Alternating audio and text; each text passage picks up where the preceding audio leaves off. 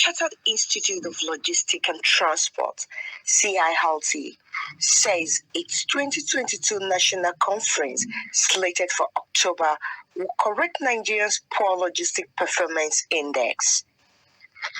The conference is slated to explore sustainable, innovative logistic and transport solutions for key players in the transport and logistic chain.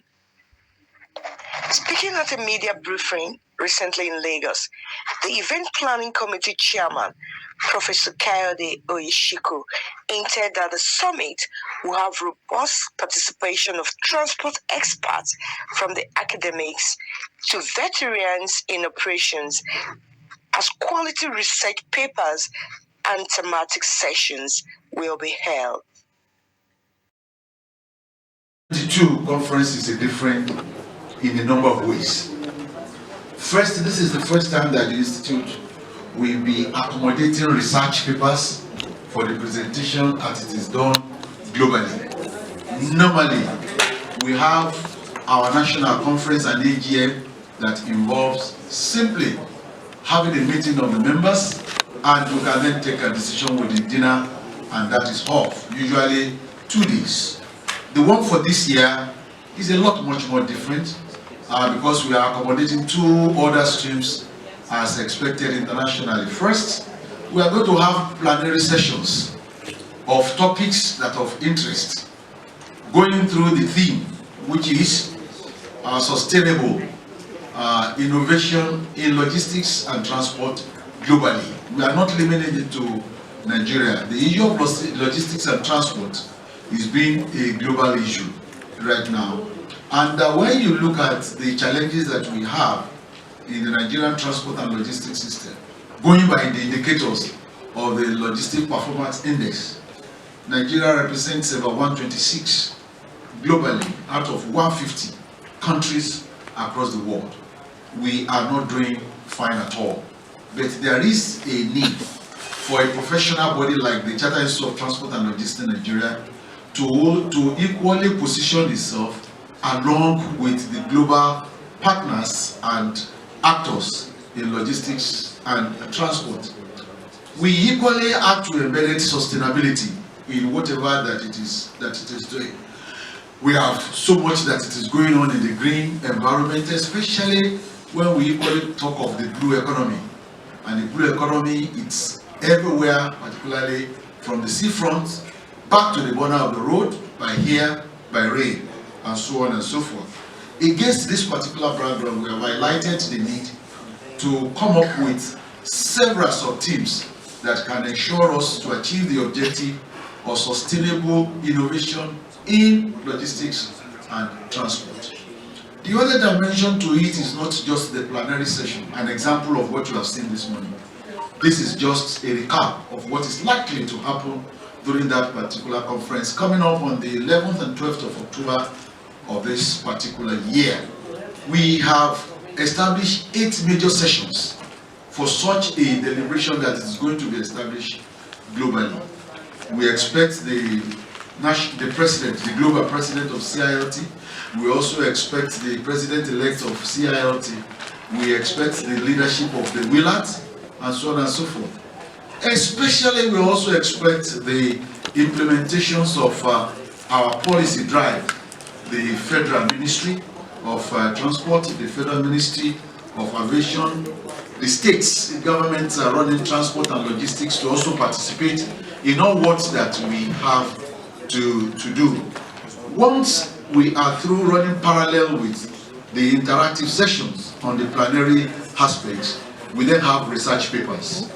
We have invited and established a well-coordinated editorial board that will invite those that are in academics, those that are in the industries, those that are chair people of the industry, to come and share the ideas of innovations that are contemporary in logistics and transport in the country. We have segregated those sessions for them. As we listen to those that are practicing, we also want to listen to those who have the theoretical background of what we need to do across the globe, so that you can be more enlightened and get educated. To complement what we are going to do in the 11th and 12th, a particular aspect of the second day is equally devoted to having a tour of two major establishments very close to us in Lagos, right here. The development of the deep sea port that it is in Lekki is of interest to the Institute. Similarly, Eko Atlantic City is also of interest. Most of the new cities that have been planned in the world have as their forefront CILT members planning for the internal running of those cities. We don't want to be left behind, and therefore the Institute wants to visit that particular emerging new city in the world. Going to the Lekki Deep Port, just as we have discussed this morning about fomenting the development of the internal waterways, we also want to ensure that we do not concentrate our seaport operations to just one or two sections in Lagos. It has to be diversified. But the extent to which this diversification is taking place, the CILT also wants to have a peep through our tour. After that particular tour, we come back to our own formal AGM to deliberate on the future of the Institute. And from there, we end up with a very fine dinner. This time around, it's not only with the t-shirts and the trousers, we have something baggy to go along with it so that we can cement the activities of the CILT. We are going to have a whole lot of 22 experts in the various fields, in various modes of transportation to address those issues. But I can tell you the issue of sustainability of logistics and transport is there, energy transformation and the impact on the economy, integrating the technological aspects of fostering logistics and transport. You have mentioned drone, which is also a part of the here aspects of it. All of them are there. We are going to give you a copy so that you can run through and probably take the one that it is most apt. The research aspect, as much as you know, particularly if you have been a member of the World Congress of Transport Research Society, and what we normally do is to harvest contemporary research outputs, particularly from our tertiary institutions. We are not limiting this to those university polytechnics alone. We have a large number of people from the industry who are also conducting the researches on their own. We want to pull these things together. There must be a convenient marriage between town and the gown to ensure that the CILT Nigeria is in conformity with what is actually global.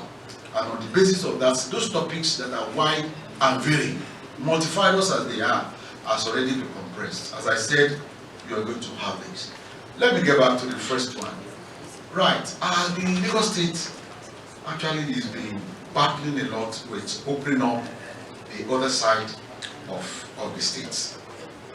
And with the last activities that we have, three years ago, good enough, Professor Onisia, part of the transport policy of the Lagos State government that we drafted has highlighted extending the rail services beyond Ajah-Lekki area. If you get there this morning, you see that the one for the red line is already taken off from there. Blue line is on the other side of the states. However, the Lagos State government is also putting another background of the policy for the extension of rail to that aspect. The Lagos State government is not limiting itself to the road. Right from Akodo Junction, you've observed that you have had something that is going on the expansions of the road that will lead to Ekwe, and leads to the expressway that will take us to the north, the east, and the middle part of the country. But the Lagos State government is not looking at that alone.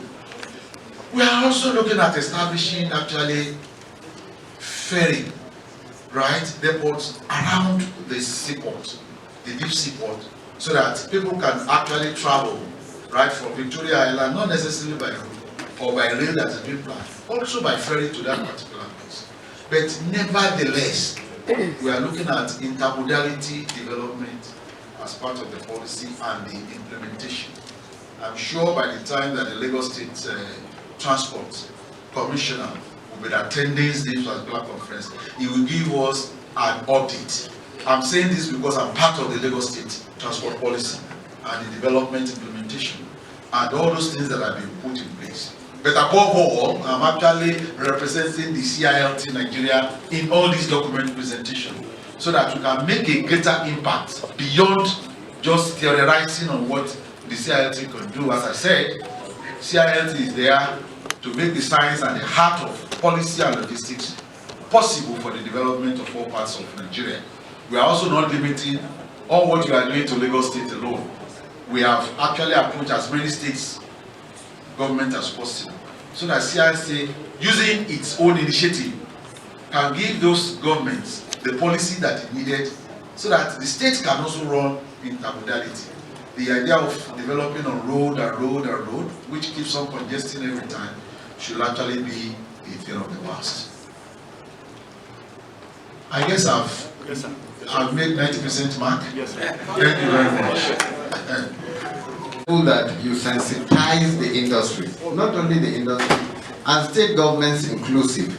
We want you to go far and near, because for the first time, there's going to be something in it for every state of the Federation. There's going to be something in it for every mode of transportation in Nigeria. And there's going to be something in it for particularly the academia too. So we want both students and the academia to be present for this conference. On that note, Madam Alwen Aimi, it's time for the next session. So I say thank you very much. Madam Dore, thank you very much. For the press, please, if you still have some naughty